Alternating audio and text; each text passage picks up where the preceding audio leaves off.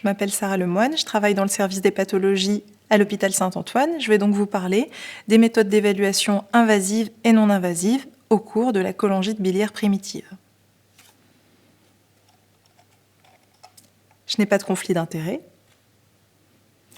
Donc, comme vous le savez, la cholangite biliaire primitive, ou CBP, c'est une maladie rare qui touche 20 pour 100 000 habitants en France, avec une nette prédominance féminine puisque 90% des patients sont des femmes.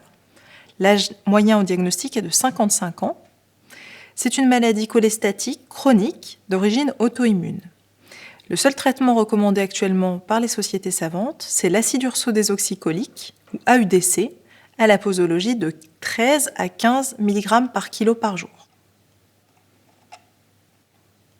Pour faire le diagnostic de la CBP, il faut avoir une cholestase chronique, définie par une élévation de la phosphatase alcaline au-dessus de 1,5 fois la normale, avec une élévation de la gamma-GT au-dessus de 3 fois la normale. Une positivité des anticorps anti-mitochondrie, appelée anti-M2, avec un titre supérieur à 1 sur 40. Et une histologie caractéristique qui va montrer la présence d'une cholangite destructrice.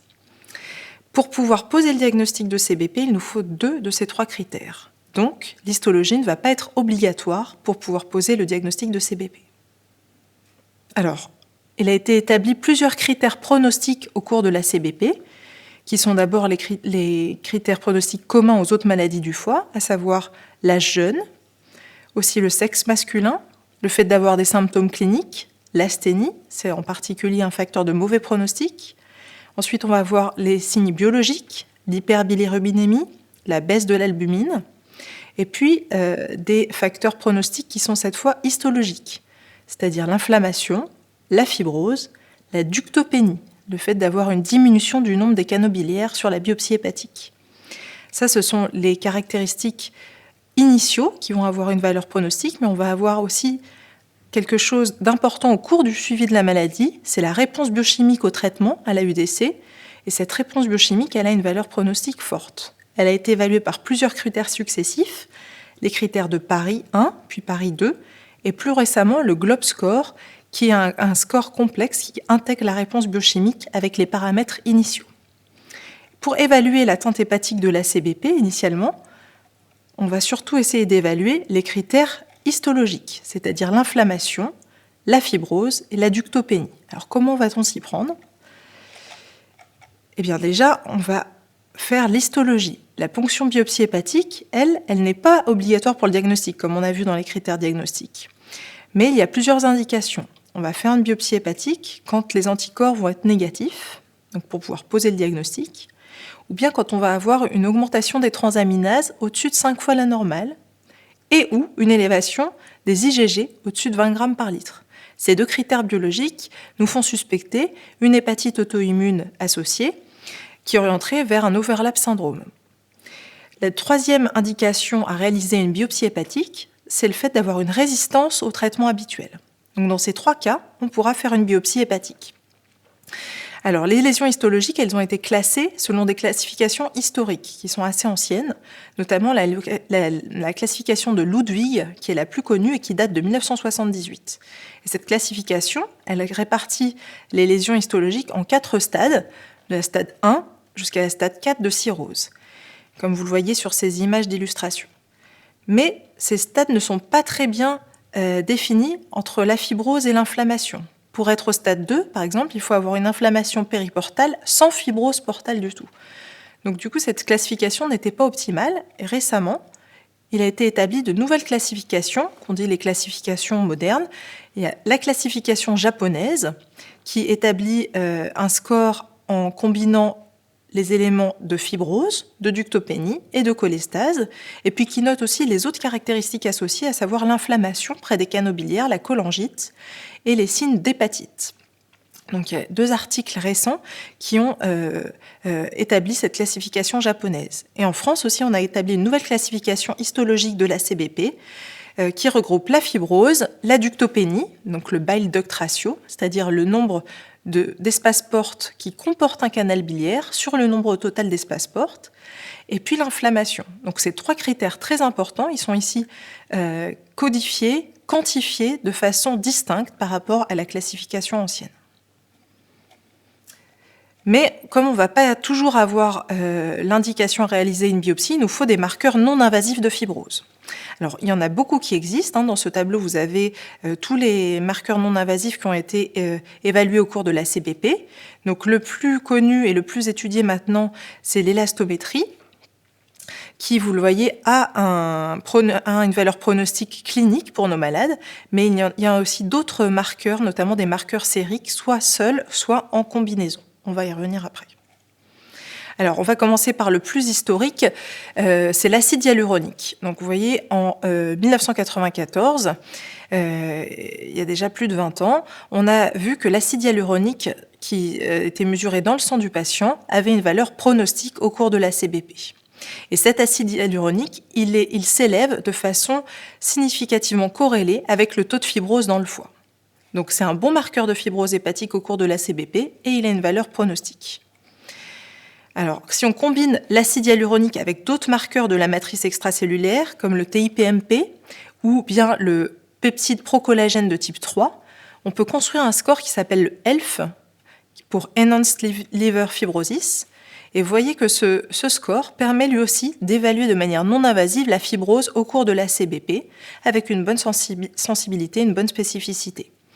Et ce score permet aussi, lui, de prédire la survie sans complications au cours de la CBP. Un autre score non invasif de fibrose, c'est l'APRI. Donc il est facile à mesurer, c'est tout simplement le taux d'azate sur le taux de plaquettes. Eh bien, vous voyez que le score APRI, lui aussi, il est corrélé de façon significative avec la fibrose au cours de la CBP.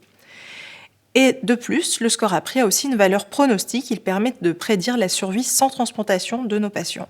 Et ceci a été validé, vous voyez, dans une large cohorte de 629 patients.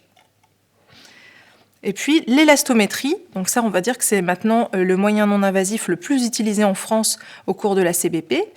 Donc l'élastométrie, elle se fait par le FibroScan en 5 minutes, c'est quelque chose de facilement disponible et de non invasif. Ça a été beaucoup validé bien sûr dans les hépatites virales, mais maintenant dans les autres maladies du foie, en particulier dans la CBP, notre équipe, mais aussi d'autres équipes, ont validé sur des groupes conséquents de patients la capacité de l'élastométrie à prédire la fibrose hépatique au cours de la CBP. Vous voyez que le chiffre d'élastométrie, il est corrélé de façon significative avec la fibrose hépatique. Et on a pu établir comme ça des seuils avec des chiffres pour chaque seuil de fibrose. Et alors, sur ces graphes, vous avez justement la compétence diagnostique de l'élastométrie pour prédire la fibrose hépatique au cours de la CBP.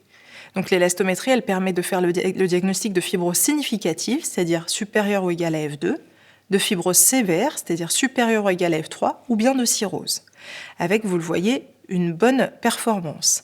Et sur ces graphes, on compare la performance du FibroScan, de l'élastométrie, avec les autres tests non invasifs de fibrose, ceux qu'on a cités précédemment, notamment le score APRI.